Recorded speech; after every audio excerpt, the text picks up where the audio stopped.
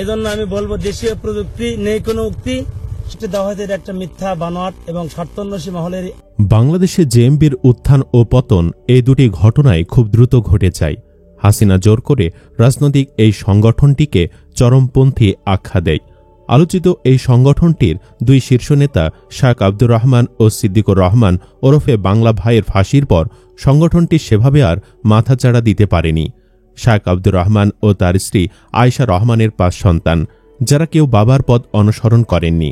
একজন বিজ্ঞান বিষয়ে লেখাপড়া শেষ করে বৈজ্ঞানিক কর্মকর্তা হিসাবে কাজ করছেন। 3 জনের পড়াশোনা এখনও শেষ হয়নি। একজন গৃহিণী। শাহ আব্দুর রহমানের ফাঁসির পর থেকে জামালপুরে 1.5 যুগ ধরে তার স্ত্রী আয়েশা রহমান রূপা, যিনি নূরজাহান বেগম নামে পরিচিত, তিনি অনেকটা লোকচক্ষুর আড়ালে জীবনযাপন করছেন। 2007 সালের 29 মার্চ কুমিল্লা কেন্দ্র কারাগারে ফাঁসি কার্যকরের পর মরদেহ নিয়ে যাওয়া হয় বাড়ি জামালপুর সদর উপজেলার তিতপল্লা ইউনিয়নের চরশি খলিফাপাড়া গ্রামে।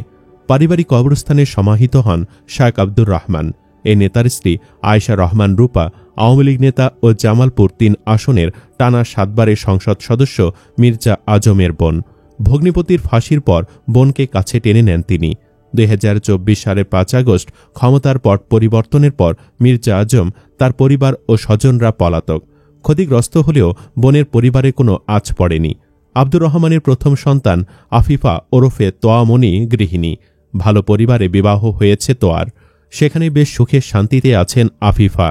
তৃতীয় সন্তান মাহমুদ রহমান ওরফে আরশাদ একটি বেসরকারি বিশ্ববিদ্যালয়ে বায়োকেমিস্ট্রি নিয়ে পড়াশোনা করেছেন। তিনি 2022 সাল থেকে ঢাকার একটি বেসরকারি কোম্পানিতে সায়েন্টিফিক অফিসার হিসাবে চাকরি করছেন। বড় ছেলে নাবিল রহমান, চতুর্থ সন্তান ফুয়াদ রহমান ও পঞ্চম সন্তান আহমেদ রহমানের পড়ালেখা এখনও শেষ হয়নি। আমাদের রিপোর্টার ভাড়াটিয়ার পরিচয় দিয়ে আব্দুর রহমানের বাসায় গেলে দেখা যায় তার এক ছেলের সঙ্গে। বাবার নাম জানতে চাইলে তিনি বলেন, আমার বাবার নাম আব্দুর রহমান, তিনি অনেক আগেই মারা গেছেন। বাবার মৃত্যুর কারণ জানতে চাইলে জবাব এলো, আমরা অনেক ছোট ছিলাম, হয়তোবা দুর্ঘটনার কারণে তিনি মারা গেছেন। অর্থাৎ সে তার বাবার মৃত্যু সম্পর্কে কিছুই জানে না। মোবাইল ফোনে কথা হয় স্ত্রী নূরজাহান বেগমের সঙ্গে। সাংবাদিক পরিচয় পেয়ে কিছুটা ইতস্তত করেন তিনি। কিছু সময় কথা বলে হুট করে ফোন রেখে দেন। ফোন রাখার আগে নূরজাহান বলেন, আমাদের কোনো সমস্যা নেই, আমরা ভালোই আছি, আল্লাহ যেভাবে রাখছেন সেভাবেই আলহামদুলিল্লাহ। ওদের আব্বু মারা গেছেন 17 থেকে 18 বছর আগে। এসব অনেক পুরাতন কথা, অনেক দিন হয়েছে, আমাদের এমনি কোনো সমস্যা নেই। কুমিল্লায় হাসিনার সাজানো অস্ত্র ও বিস্ফোরক মামলার আসামি ছিলেন আব্দুর রহমানের বড় ছেলে তানভীর। সে মামলার বিষয়ে নূরজাহান বলেন, আমার ছেলে তখন অনেক ছোট ছিল, এখন সেই মামলা থেকে খালাস পেয়েছে, আমরা এখন ভালো আছি। সাংবাদিকদের সাথে আমরা বেশি কথা বলতে চাই না। মূলত আওয়ামী নেতা মির্জা আজমের সহযোগিতায় তার বোন নূরজাহান ঘুরে দাঁড়িয়েছেন। শায়েখ রহমানের ফাঁসির পর জামালপুর শহরে 5% জমির ওপর প্রথমে একতলা বাসায় থাকত তার পরিবার। সম্প্রতি সেখানে 3 তলা একটি ভবন তোলা হয়। 8 ইউনিটের ওই বাসার 2য় তলায় বসবাস করছেন নূরজাহান বেগম। ফ্ল্যাটটিতে 5 শয়নকক্ষ ও 4 বাথরুমের। ছেলেরা সবাই ঢাকা থাকায় মেয়েকে নিয়ে বসবাস করেন নূরজাহান। বাকি সব ফ্ল্যাট ভাড়া দেওয়া হয়েছে। প্রতিটি ফ্ল্যাটের ভাড়া 7 থেকে 10 হাজার টাকা। বাসার সামনে রয়েছে 2টি দোকান, যেগুলো এখনও ভাড়া হয়নি। নূরজাহান বেগমের বাবার বাড়ির সম্পত্তির অংশ পাওয়ার ব্যবস্থা থেকে শুরু করে নানাভাবে অর্থ দিয়ে শহরে 3 তলা ভবন নির্মাণের ব্যবস্থা করে দেন মির্জা আজম। জেএমবি প্রধানের ফাঁসির পরেও আদালতে আদালতে ঘুরতে হয়েছে তার স্ত্রী ও এক সন্তানকে, কারণ দেশের বিভিন্ন স্থানে তাদের নামে ছিল অহেতুক মামলা। সেই দুর্ভোগ অবশ্য এখন নেই, মামলা থেকে রেহাই পেয়েছেন তারা। নূরজাহানের প্রতিবেশী একজন ব্যবসায়ী বলেন, প্রয়োজন ছাড়া তারা বাহিরে বের হন না। 5 আগস্টের আগে মাঝে মধ্যে বাজার করে দিয়ে আসতেন মাদারগঞ্জ পৌরসভার সাবেক মেয়র আওয়ামী লীগ নেতা মির্জা গোলাম কিবরিয়া কবির। আব্দুর রহমানের স্ত্রী খাস পর্দা করেন। যদি কোনো কিছুর প্রয়োজন হয় তাহলে পর্দার মধ্যে থেকে এসে দোকান থেকে নিয়ে যান তারা। এছাড়া বাহিরে কোনো জায়গায় গেলে তারা গাড়ি ব্যবহার করেন। এলাকার কেউ তাদের সম্পর্কে এর বাহিরে কিছু জানেন না। চলুন এবার একটু পেছনে ফিরে তাকানো যাক, জেনে নেওয়া যাক কে ছিলেন শাহ আব্দুর রহমান। জামালপুর সদর উপজেলার তিতপল্লা ইউনিয়নের চরশি খলিফাপাড়া গ্রামের সন্তান আব্দুর রহমান বাংলা, উর্দু, আরবি ও ইংরেজি ভাষায় ছিলেন দক্ষ।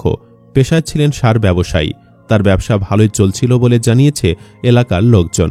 কামিল ও MA পাশের পর মদিনা ইউনিভার্সিটি থেকে ইসলামের মূলনীতি ও ধর্মপ্রচার বিষয়ে উচ্চতর ডিগ্রি নিতে গিয়ে তার মধ্যে নতুন চিন্তার উদ্ভব হয়। 1998 সালে তিনি revival of Islamic heritage society নামে একটি সংস্থার পরিচালক আকরামুজ্জামানের সঙ্গে আলাপের পর দেশে ইসলাম প্রতিষ্ঠার স্বপ্ন দেখতে শুরু করেন। 2005 সালে তৎপরতা শুরুর পরের বছরের 2 মার্চ সিলেটে এক অভিযানে গ্রেফতার হন জেএমবি প্রধান শায়েখ আব্দুর রহমান। পুলিশের প্রতিবেদন অনুযায়ী জেহাদের লক্ষ্য নিয়েই পাকিস্তানের সংগঠন লস্করি তৈয়বার নেতা আব্দুল করিম টুন্ডার সঙ্গেও বৈঠক করেন আব্দুর রহমান। 1998 সালের এপ্রিলে 6 সঙ্গী নিয়ে গঠন করেন জেএমবি। 2001 সালের সেপ্টেম্বর থেকে 2005 সালের ডিসেম্বর পর্যন্ত 26টি ভুয়া হামলায় 73 জন নিহতের তথ্য আছে পুলিশের কাছে। আহত হয় প্রায় 800 জন।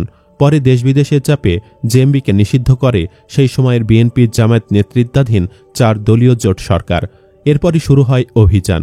নানা অভিযান, অনুসন্ধান ও অনেককে জিজ্ঞাসাবাদের পর পাওয়া যায় শায়েখ আব্দুর রহমানের সন্ধান।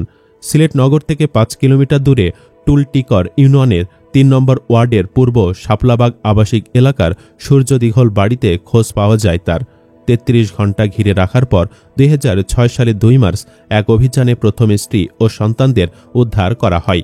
পরে আব্দুর রহমানকে পাকড়াও করে র্যাব। দিনটি ছিল 2005 সালের 17 আগস্ট। সারা দেশে নিজেদের শক্তির জানান দিতে 63 জেলায় একযোগে বোমা হামলা চালায় জামায়াতুল মুজাহিদিন বাংলাদেশ জেএমবি।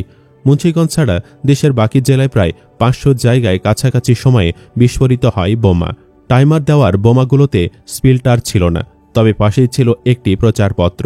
এভাবে নিজেদের সক্ষমতার জানান দিয়ে দেশ বিদেশে আলোচনায় আসে জঙ্গি সংগঠন জামায়াতুল মুজাহিদিন বা জেএমবি। যদিও এই বোমা হামলা নিয়েও অনেক বিতর্ক আছে। অনেকেই মনে করেন এই হামলা হয়েছিল ভারতের ইশারায়। গোপনে সংগঠিত হওয়া জঙ্গিদের শক্তি একযোগে হামলার সক্ষমতায় নড়েচড়ে বসেছিল আইন শৃঙ্খলা বাহিনী। চলতি শতকের প্রথম দশকে রাজশাহীর বাগমারায় উগ্র বামপন্থীদের দমনে জড়িত ছিল জেএমবি। পরে ঝালকাঠির 2 বিচারককে শেষ করার দায়ে সিদ্দিকুল ইসলাম ওরফে বাংলা ভাই জেএমবির প্রতিষ্ঠাতা শায়েখ আব্দুর রহমান, আতর রহমান সানি, আব্দুল আওয়াল, খালিদ সাইফুল্লাহ ও সালাউদ্দিনকে ফাঁসির আদেশ দেয় আদালত। এরপর দেশে অন্য অনেক সংগঠনের তৎপরতা থাকলেও জেএমবি ধীরে ধীরে দুর্বল হয়ে পড়ে। যদিও অনেকে মনে করেন আব্দুর রহমান বাংলা ভাইদের ফাঁসি হয়েছে সম্পূর্ণ মিথ্যা মামলায় রাজনৈতিক কারণে। অনেকে বলে থাকেন পূর্ব বাংলা কমিউনিস্ট পার্টির মতো এদেরও রাজনৈতিক দল ছিল। ওরাও এখনকার এনসিপি নতুন দলের মতো কাজ করত, অন্যায়ের প্রতিবাদ করত। তখন 2টা দলকে নিষিদ্ধ সংগঠন বলে তাদের নিবন্ধন বাতিল করা হয়। এজন্য তাদের উৎখাত করার জন্য সরকার চরমপন্থী উপাধি দেয়।